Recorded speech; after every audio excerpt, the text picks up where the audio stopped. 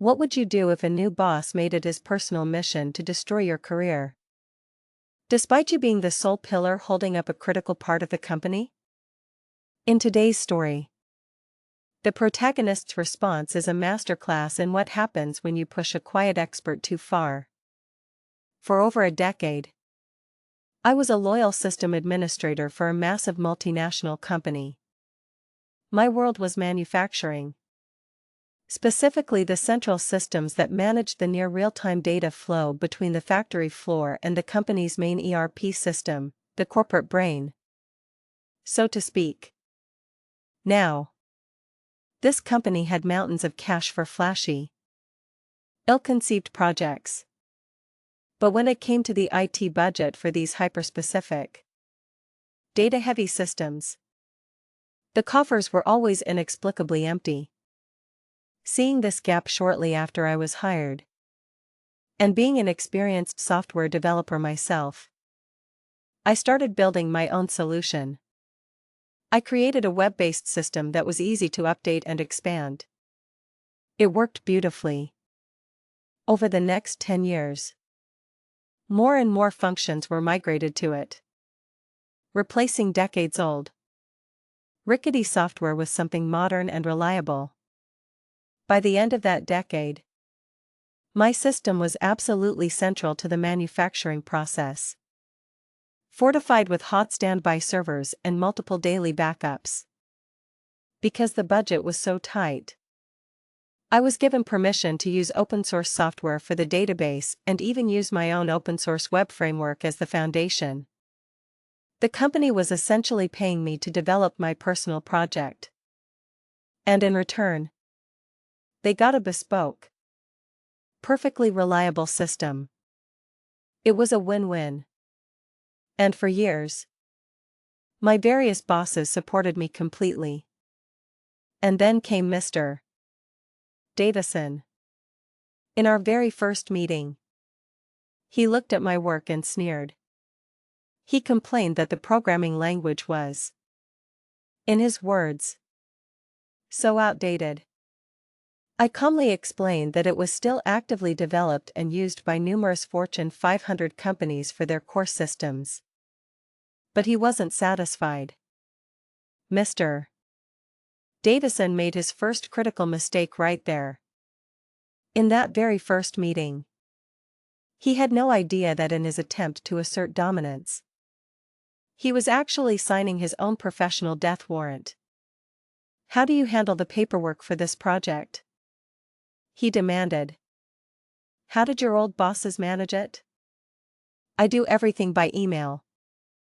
So it's all archived as required by law. I told him. And my former bosses didn't need to manage it. The department leaders and users are happy with how I manage it myself. He was livid.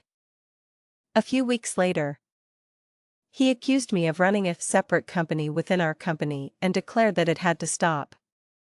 It didn't matter that my work had universal approval. He was in charge now. Suddenly, I was buried in completely useless paperwork. Every tiny change or bug fix now required approval from two different people. He became a constant, grating presence, criticizing my every move. He loudly complained that I worked alone, accusing me of trying to make myself indispensable to ruin the company. The irony was staggering. I had it documented in emails that for 10 straight years, I had asked my boss, whoever it was at the time, every single month for a backup person, and was denied every single time. One of the most astute online commentators on this story pointed out the sheer, unadulterated foolishness of this kind of management, saying, "Why do people always fail to realize that unjustly fucking over IT is one of the fastest and surest ways to complete and utter disaster? You're messing with someone you're literally paying to keep stuff running." This revealed Mr.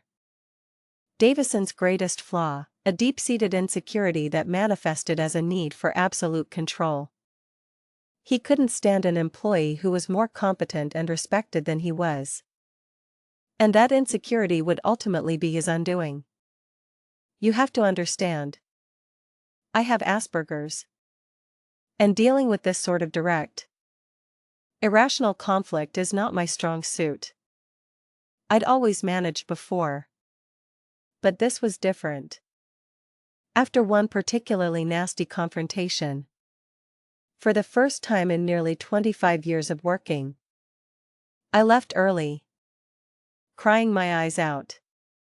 The bullying continued. Over the next year, Mr. Davison slowly and methodically stripped away my duties. One by one. My workload dwindled to the point where I struggled to make my 40-hour week. In hindsight, I realize his tactic was to build a case to fire me for not working as much as my colleagues. But at the time, I just couldn't process it.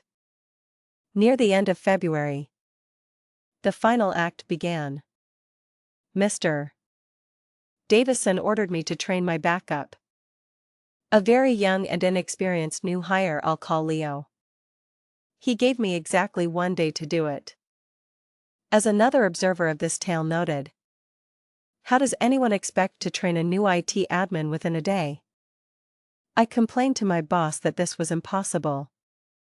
This system represented over a decade of my life's work. Intimate knowledge of company processes. And fluency in a programming language Leo had never even seen before. My complaints were, of course, ignored. The very next day, after a mandatory 1-hour training course, I got the call from HR. They told me it was my last day.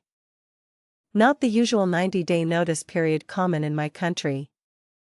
I was to be out. Effective immediately. This is only legal if both parties agree. I agreed. They were offering a nice severance package and my unemployment benefits would start the next day. I didn't bother to mention that the constant bullying had already pushed me to my limit. And I'd been planning to quit the following month anyway. I had 1 hour. 1 hour to clean out my desk and say my goodbyes. The very last thing I did was my duty. Company policy dictated that a departing employee's accounts must be deleted. So I stood by and watched as my backup, Leo, did the honors. This included my admin account for the web system I had built from the ground up. Then, I walked out. I went home and immediately, though temporarily, cut off the company's access to my privately owned public source code repository. Over that weekend, I forked my own project, renaming everything, and released it under a new name, ensuring the company would have a hell of a time trying to implement any of my future bug fixes or security updates. In the heat of my forced departure, I accidentally on purpose forgot to mention a crucial detail. All of the system's documentation was stored within the system itself and linked directly to the user account of its author, which was, for every single entry, me. The database had a safety feature, on delete restrict, which should have prevented the deletion of a user account with active documentation linked to it. However, there was a known failsafe to prevent an admin from being deleted through the web interface. So, Leo, following procedure as he understood it, typed the required command directly into the database shell. Delete from users where username equals Alex Cascade. The Cascade command is a powerful override. It deletes the target and everything connected to it. He had just vaporized my user account and, along with it, the entire system documentation. This procedure was, ironically, well documented in the very guide he had just erased. A week went by.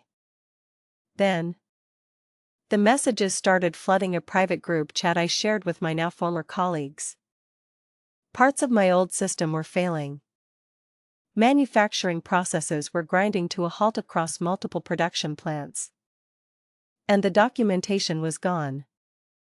From what I pieced together, they discovered that after I left, I had a second account on the system. Clearly marked developer account. Don't change without talking to Alex first. Leo. Reasoning that I no longer worked there. Deleted that one. 2. This act deleted a host of critical, automated maintenance tasks. The system didn't just fail. It went belly up. Chaos. Emergency meetings. And then, my phone rang. It was Leo. You need to come in and fix this right away, he said, his voice trembling with panic. Company Central is on the phone and they are going apeshit. Sorry, Leo, I said calmly. I don't work for the company anymore. But it's your system, he pleaded. It was my system. Past tense. I corrected him. I got fired last week. Remember? I do not work there anymore. But we are in so much trouble. First, I said, laying it out for him. Since I don't work there anymore, you just violated company policy by sharing all this internal information with me. I'm not going to report you. But you need to understand the position you're in. Second, on the day I was fired, HR explicitly told me they wanted me out of the building immediately because a disgruntled employee with my level of system knowledge is a security nightmare. Are you willing to take full responsibility if you let me in and I hack your systems? There was a pause. No. He mumbled. Boss isn't paying me that well. And third, I continued. If I help you in any way, I could be in deep trouble.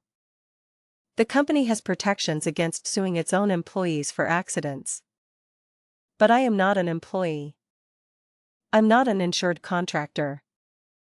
If I touch that system and something goes wrong, or the company just decides to say something went wrong, I could be held financially liable for everything. I simply cannot take that risk. What if we hire you as a contractor? He asked desperately. I almost laughed. For that, I would need to register a business, get liability insurance, get my new company approved by your purchasing department, write a formal offer, and have it signed by 4 different people. That would take, conservatively, 2 to 4 months. I can't help you. Leo. Please. He begged. Me and my boss are in very hot water. What can we do? I sighed. And gave him the only piece of advice I was willing to offer. Here's what you do. You call Company Central yourself. Don't go through your boss. Tell them exactly what happened. Tell them you broke the system by deleting those user accounts on your boss's direct order. Tell them you had no way of knowing the consequences because you had only 1 day of training and no experience. You were just following orders. A few days later, Leo did exactly that. Mr. Davison went through hell. He was fired and, for pulling another expensive stunt they discovered soon after, was blacklisted from ever being hired anywhere in the global company again. The story is a powerful reminder that a company's greatest asset is its people, and that treating essential employees with contempt isn't just bad management, it's a direct path to self-inflicted disaster. Leo still has his job. For now. But he's already planning his exit and asked for my advice. His call is what reminded me to share this story with you. Have you ever seen a manager completely underestimate an employee's importance?